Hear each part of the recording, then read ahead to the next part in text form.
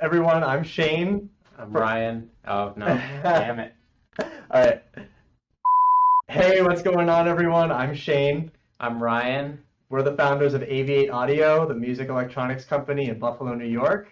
And this is Beyond the Board. What happens beyond our pedal boards and in our lives. So we're going to be talking to you about what we look for when we're buying a guitar.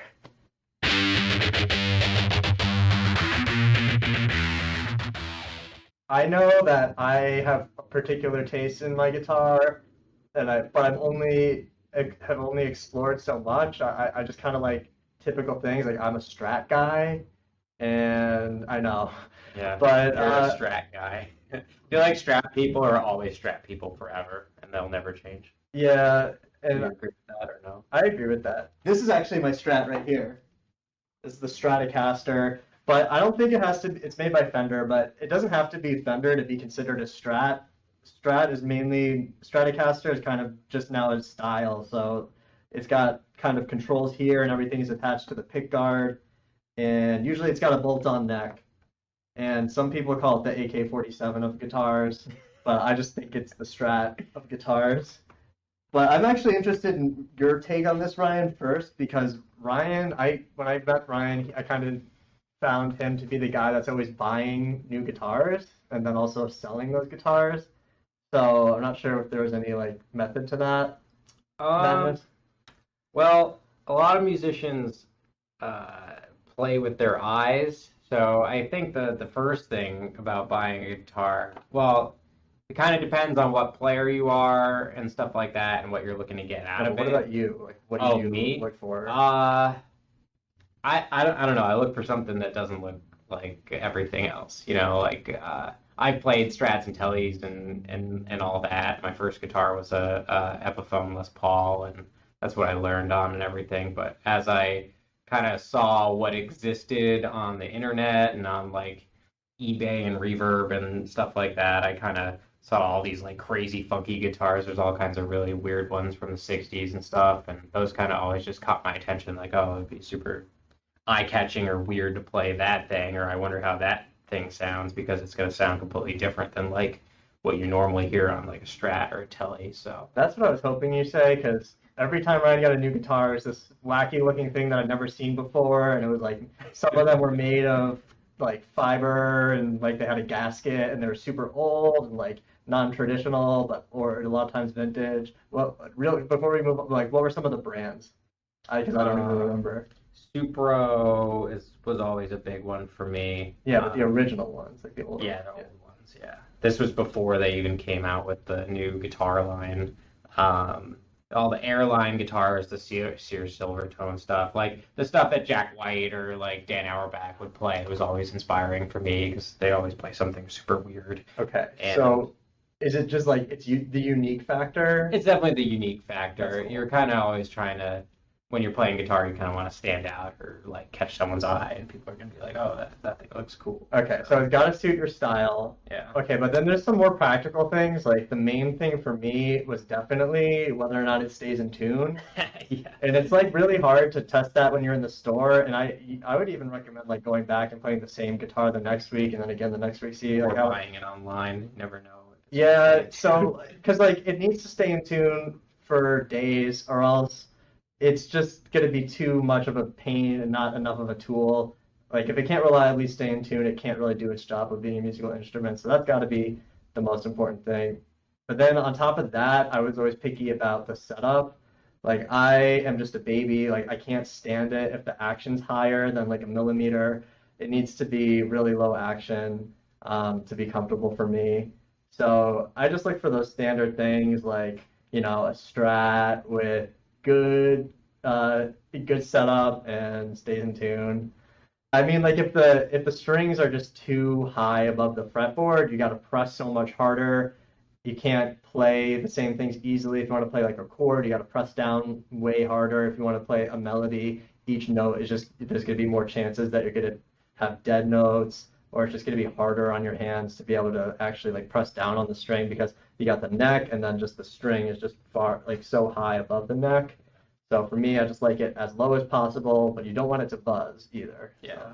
and not just the tuners. You want it to be like intonated properly and like stay in tune throughout the neck. So if you're playing up high at the 12th fret, you want it to stay in tune if you're playing leads, and also stay in tune if you're playing, chords in the open position. It has to ring out in tune all throughout the fretboard. But also, you can upgrade tuners on guitars too. You can. Or you can just tighten the tuners that already exist. Sometimes that works. You don't even need to change. If you're a DIYer, there's a lot you can do to improve the guitar you already have, and that's why I've had this same Strat for literally it's been my main guitar for like over 10 years, and it's nothing fancy. It's just a regular middle of the line Strat, but it's got a good setup, kept it set up well. I think if I were to get a new guitar, I'd probably get more of like a super Strat kind of guitar, and probably even get one with like a set bridge so that it will stay in tune even better, because I never use a whammy bar.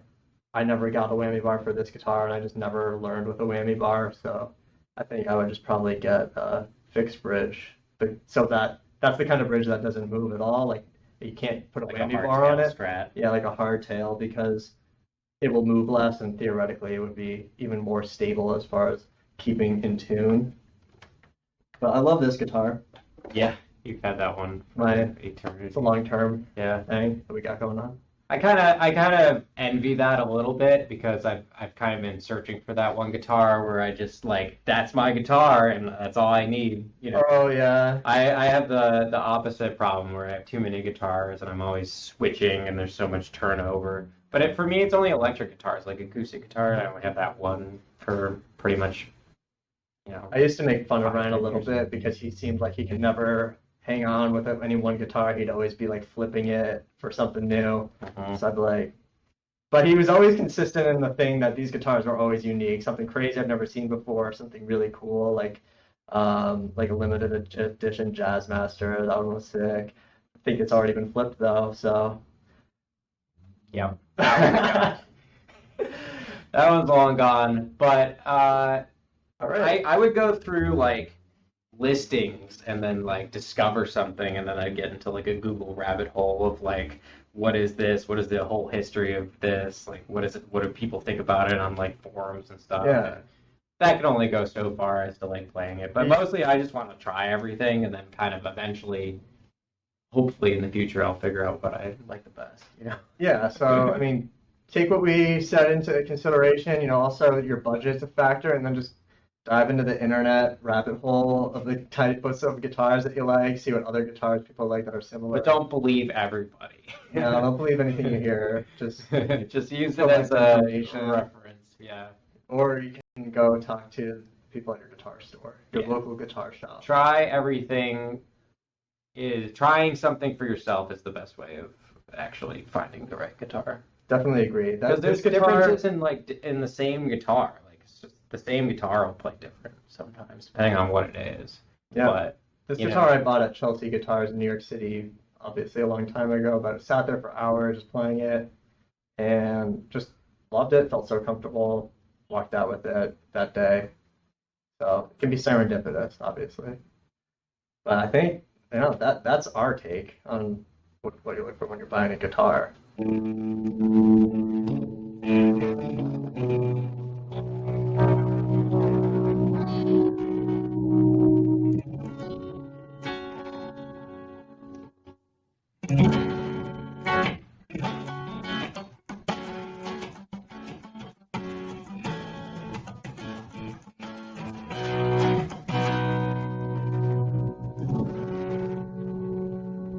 Wow. So, tell me what you just did there. I don't even know, man. I got this crazy button on this guitar. Oh, don't pretend like you don't know what you're talking about, buddy. We're talking about Airpatch by Aviate Audio. What is Airpatch? That is Airpatch. It's basically just like taking your effects pedals and putting them on your guitar, but what that does is kind of up to you, because we got all kinds of different modes. You can just go crazy, like rapid switching. You can bring in whatever sounds you want, pretty much, but you get them on your guitar. So that button is wireless, and you use it to control your guitar pedals? That's rad. Why? Why is that red? Well, you only have volume and tone on there, and now you have this button that can do any effect. So that's what's pretty neat about that. Pretty cool. So we just came out with Airpatch this year. It's now available on aviateaudio.com. If you like what you saw Ryan do with Airpatch, by the way, what effect did you use there? Reverb and phaser at the same time. So you use that button to turn on your reverb and phaser at the same time, right from your guitar. Maybe you could do something crazy with your own pedals. I know that I use it all the time with my pedals. So if you like it, check it out at aviateaudio.com. If you like pedals and you want to do something crazy with the pedals, this might be the thing for you. Do something crazy with the pedals. Do something crazy with your pedals. Why just stomp on them when you can have your favorite pedals on your guitar? You could press them just like that. Yeah, it's like just easy action.